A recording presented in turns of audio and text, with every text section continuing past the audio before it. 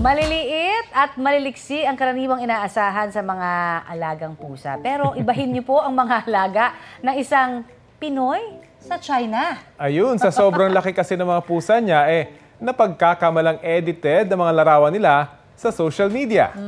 Ito para mapatunayan ni Christian Lalucin Villote na purry big talaga ang kanyang pusa, nag-post po siya ng video na walang cuts at edits sa social media. Little Perfect pala ang pangalan ng pusa na not so little nga naman ang sukat.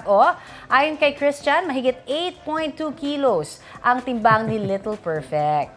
At hindi siya nag-iisa, dambuhala rin ang first sibling niyang si Lef Colin.